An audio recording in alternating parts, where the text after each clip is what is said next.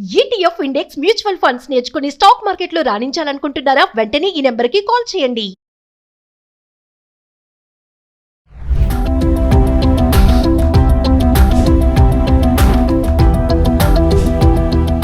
నమస్తే, welcome back to Suman TV. మహిళా ఉద్యోగుల విషయంలో కర్ణాటక ప్రభుత్వం కీలక నిర్ణయం తీసుకుంది. నెలకు ఒక రోజు వేతనంతో సెలవు ఇవ్వాలని రాష్ట్ర కేబినెట్ సమావేశంలో నిర్ణయించారు. రాష్ట్ర ప్రభుత్వ ఉద్యోగులతో పాటు వస్త్ర పరిశ్రమ సంస్థలు, ఐటీ కంపెనీస్, ఇతర పరిశ్రమల్లో పనిచేసే వారికి ఈ సెలవు వర్తిస్తుందని ప్రభుత్వం వెల్లడించింది. దీనిపైన వారి అభిప్రాయం తెలియజేయడానికి మనతో పాటు స్టూడియోలో ఉన్నారు ప్రొఫెసర్ కామేశ్వరి మేడం. నమస్తే మ్యామ్. నమస్తే నవీన్ గారు. మేడం, పిలవగానే వచ్చారు, చాలా థ్యాంక్ యూ. మరి కర్ణాటక గవర్నమెంట్ తీసుకున్నటువంటి నిర్ణయం చాలా గొప్పదని చెప్పుకోవాలి. అంటే మన దగ్గర కూడా ఇలాంటివి వచ్చాయి, కానీ ఎవరు కూడా అమలు చేయడం లేదు, అంటే ఇంప్లిమెంటేషన్లో లేదు అది. మరి నెలలో 1 డే అనేది ఖచ్చితంగా ఉమెన్ ఎంప్లాయీస్కి లీవ్ అనేది ఇవ్వాలి అని చెప్పేసి వాళ్ళు డిక్లేర్ చేయడం జరిగింది. ఆల్రెడీ కొన్ని రాష్ట్రాలు కూడా దీన్ని అమలు చేస్తున్నారు. మరి అసలు ఆ 1 డే అనేది నిజంగా అవసరమే అంటారా ఉమెన్ ఎంప్లాయీస్కి? అంటే యాజ్ ఏ ఉమెన్ ఎంప్లాయీగా మీరు ఏం చెప్తారు ఈ కర్ణాటక డిసిషన్ పైన? అవసరం కాదండి నవీన గారు, అది ఒక వరం లాంటిది. ఆడవాళ్ళకి ఖచ్చితంగా ఇవ్వాలండి. అసలు ముఖ్యంగా చెప్పాలి అంటే ఇప్పుడు గవర్నమెంట్లో చాలామంది అనౌన్స్ చేస్తున్నారు, అంటే గవర్నమెంట్లో కాస్త అమలయ్యే ఛాన్సెస్ ఉన్నాయి, ఎందుకంటే గవర్నమెంట్ కాబట్టి. కానీ ప్రైవేట్ సెక్టార్లో ఎంతమంది మహిళలు, అంటే ఇప్పుడు ఆల్ ఏజెస్ ఉంటారు కదా, ఇప్పుడు 20 years నుంచి ఎంప్లాయ్మెంట్లో ఉంటున్నారు విమెన్, ఈవెన్ 50-55 వరకు ఉంటారు. సో ఆ లెవెల్ అయిపోయిన తర్వాత మళ్ళీ వాళ్ళకు మెనోపాజ్ కూడా స్టార్ట్ అవుతుంది. అంటే ఇది కంటిన్యూస్ లేడీస్కి ఎవ్రీ మంత్ వచ్చే ఈ గైనిక్ రిలేటెడ్ ఏదైతే ఉంటుందో అది వాళ్ళకి ఎప్పుడు లైఫ్ లాంగ్ ఏదో ఒక రకంగా ఉంటుంది. ఎస్పెషలీ మెన్స్ట్రువల్ ఇది అనేది చాలా ముఖ్యం. ఎనీ డే అంటే ఇప్పుడు ఆ 3 daysలో చాలామంది మ్యాక్సిమం లేడీస్ సఫర్ అయ్యేది ఫస్ట్ డే.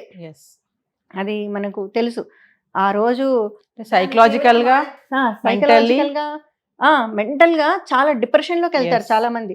ముఖ్యంగా ఆ ముందు రోజే వెళ్తారు.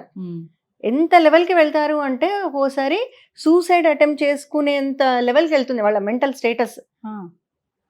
అది నిజంగా చెప్తున్నాను నేను. అంటే నేనేమి సైకాలజిస్ట్ని కాకపోవచ్చు, నేను ఒక డాక్టర్ని కాకపోవచ్చు, కానీ యాజ్ ఎ విమెన్ ఇప్పుడు మనం కూడా చాలా ఫేస్ చేసాం కదా మన లైఫ్లో కూడా. అసలు ఎంత డిస్టర్బ్ అయిపోతాము అంటే, ఇంకా పెళ్ళైన లేడీస్ ఉంటారు కదా విమెన్, వాళ్ళైతే భర్తతో విడాకులు తీసుకోవడానికి కూడా రెడీ అయిపోతారు ఒక్కరోజు ముందు. ఒక్కరోజు ముందు అంటే వాళ్ళ మెంటల్ స్టేటస్ అలా అయిపోతుందన్నమాట. ఆ నెక్స్ట్ డేకి ఒక 1 day తేడాతో మళ్ళీ మొత్తం మారిపోతుంది. అంటే ఆ శరీరంలో జరిగే ఆ మార్పులు అనేవి వాళ్ళకి అది అంటే అది ప్రకృతిలో మనకి ఎలా జరుగుతూ ఉంటాయి అన్ని బీభత్సాలు, సునామీ జరిగినట్టుగానే ఉంటుంది అనమాట ఒక ఉమెన్. ఎవ్రీ మంత్ ప్రతి ఉమెన్లో ఒక సునామీ వస్తూ ఉంటుందని చెప్పుకోవచ్చు. దీన్ని ఈజీగా అర్థం కావాలి అంటే అది ఖచ్చితంగా ఇవ్వాలి లీవ్ అనేది.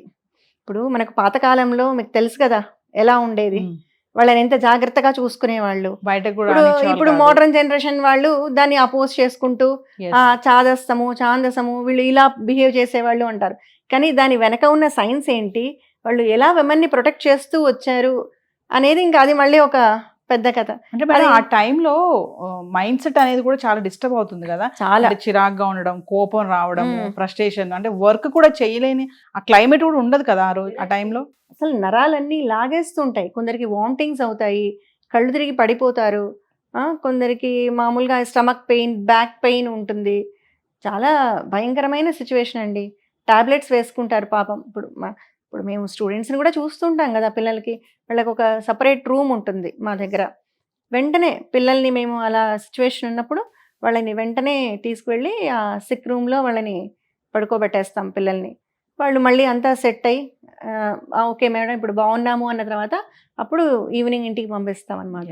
అంటే ఆ కన్సిడరేషన్ ఉండాలి ప్రతి ఆర్గనైజేషన్లో కూడా, ప్రతి చోట ఉండాలండి. అది మ్యానుఫ్యాక్చరింగ్ కంపెనీ కానీ, వాళ్ళు ఏ లెవెల్ ఎంప్లాయీ కానీ, చిన్న లెవెల్ 4th level ఎంప్లాయీ దగ్గర నుంచి టాప్ లెవెల్ వరకు women is women, men is men.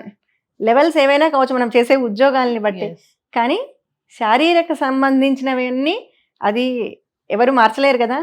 అది మనకు 1,00,000 రూపాయల జీతం వస్తే ఒకలాగా, 10,000 జీతం వస్తే ఒకలాగా, లేదు ఇంకేదో హయ్యర్ లెవెల్ రాజో రాణి అయితే ఒకలాగా ఉండదు. మనుషులందరికీ ఇవన్నీ కామన్గా ఇచ్చాడు దేవుడు.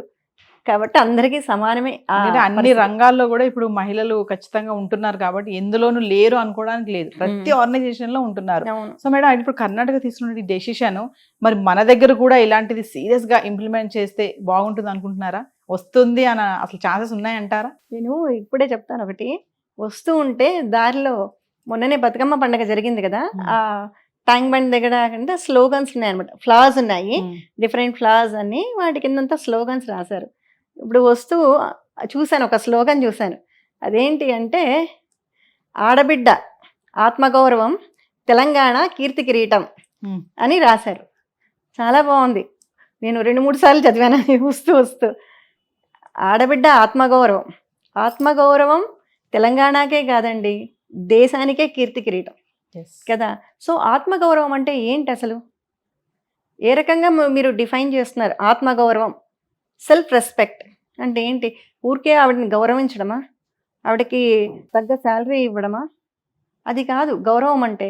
వాళ్ళకున్న కష్టాలు అంటే ఒక లేడీ ఎలాంటి, ఇప్పుడు ఎలాగైతే మనకు మెటర్నిటీ లీవ్ అనేది ఉందో అంటే ఏంటి, అక్కడ ఆమెను గౌరవిస్తున్నాం మనం ఆ లీవ్ అనేది ప్రొవైడ్ చేసి. అలాగే ఇది కూడా అంటే వాళ్ళు బయట ఉన్న నేచర్తో పోరాడలేరు, బయట ఉన్న సిచ్యువేషన్తో ఆ మానసిక పరిస్థితి కానీ ఆ శారీరక పరిస్థితి కానీ వాళ్ళది కోపప్ చేయలేని పరిస్థితిలో ఉంటారు. అలాంటప్పుడు వాళ్ళని గుర్తించాలి, అంటే వాళ్ళ బాధని గుర్తించి. ఇప్పుడు లీవ్స్ అంటే నువ్వు లీవ్ పెట్టుకో, నీకు స్పెషల్గా లీవ్ ఇవ్వాలా అంటారు.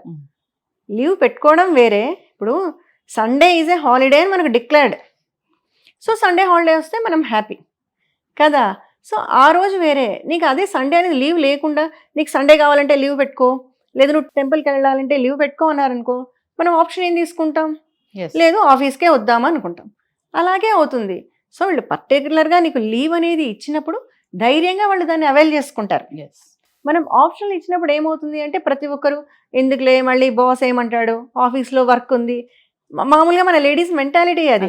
శాలరీ కట్ అవుతుంది, దీన్ని ఇంకో రోజు వాడుకోవచ్చు కదా. పైగా లేడీస్ మెంటాలిటీ అంటే ఏంటి అంటే మనం వర్క్కి ప్రయారిటీ ఇస్తామండి.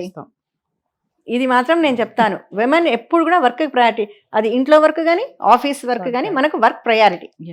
సో మనం ఏం చేస్తామంటే మన సొంత విషయాన్ని, మన కష్టాన్ని, మన బాధను పక్కకు పెట్టేస్తాం. ఎప్పుడు కూడా లేడీస్ చాలామంది అంటారు విమెన్ అంతా వాళ్ళ మేకప్, వాళ్ళ స్టైల్, వాళ్ళ చీరలకు ప్రయారిటీ ఇస్తారని. అది చాలా రాంగ్ తెలుసా. విమెన్ ఎప్పుడు కూడా ప్రయారిటీ వాళ్ళ సొంత దీనికి ఇవ్వరు. మీరు గమనించండి, ఇళ్లల్లో కూడా ఇంట్లో ఎవరైనా సిక్ అయితే లీవ్ పెడతాం. అదే మనం సిక్ అయితే పర్లేదు లేని ఒక టాబ్లెట్ వేసుకొని వెళ్ళిపోతాం ఆఫీస్కి. అవునా? ఎంత కష్టమైనా ఏదో ఒక రకంగా లాగిచ్చేద్దాంలే 1 డే, మళ్ళీ ఈరోజు లేకపోతే అక్కడ వర్క్ ఎలా ఏమో అంటాం. అట్లాగే ఇంట్లో కూడా లీవ్ పెట్టి ఏం పడుకోం కదా మనం. సో ఎక్కడైనా విమెన్ లీవ్ పెట్టాలి అని అనుకోరు. వాళ్ళ పర్సనల్ దీనికి వాళ్ళు స్పేస్ని ప్రొవైడ్ చెయ్యరు. ఎప్పుడు కూడా వర్క్కే ప్రయారిటీ ఇస్తారు. కాబట్టి దీన్ని ఎదుటి వాళ్ళు అర్థం చేసుకోవాలి. ఎదుటి వాళ్ళు ఎవరు? Organisations, government. వీళ్ళు అర్థం చేసుకొని కంపల్సరీ ఒక లీవ్ అనేది ఇస్తే ఆ 3-4 డేస్లో వాళ్ళకి ఎప్పుడు దాని అవసరం ఉంటుందో అప్పుడు వాళ్ళు అవైల్ చేసుకుంటారు. సో కండిషనల్ లీవ్ ఇవ్వాలండి. కండిషనల్ లీవ్, ఉట్టి లీవ్ కూడా కాదు, కండిషనల్ లీవ్ ఇవ్వాలి. దీంట్లో మరొకటి ఉంది, కొంతమంది దీనికి వితండవాదం కూడా చేస్తారు. ఎందుకు లేడీస్కి స్పెషల్ లీవ్ ఇస్తే షాపింగ్లు చేయడానికా?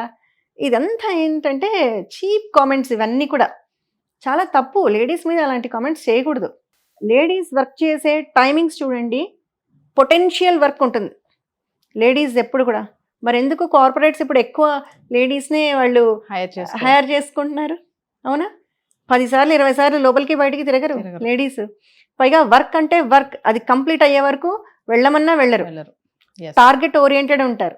సో ఫైనల్లీ కామేశ్వర్ గారు, మరి కర్ణాటక తీసుకున్న డెసిషన్ పైన ఒక్క మాటలో ఏం చెప్తారు? రైట్ డెసిషన్ అండి. దాన్ని బాగా కరెక్ట్గా ఇంప్లిమెంట్ చేశారు అంటే దాన్ని ఇంకా రోల్ మోడల్గా తీసుకొని ప్రతి గవర్నమెంట్ కూడా అప్లై చేస్తే, గవర్నమెంట్ అంటే ఓన్లీ గవర్నమెంట్ సెక్టర్ కని కాదు, ఫర్ ఎవ్రీ వన్. వాళ్ళు కూడా అంతే కదా, not only for government. Government has taken decision even for private sector, also for government, public sector. So అలాగే మనకు కూడా కండిషనల్గా ఇవ్వాలి.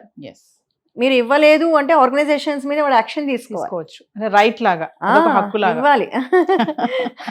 Thank you madam. ఓకే.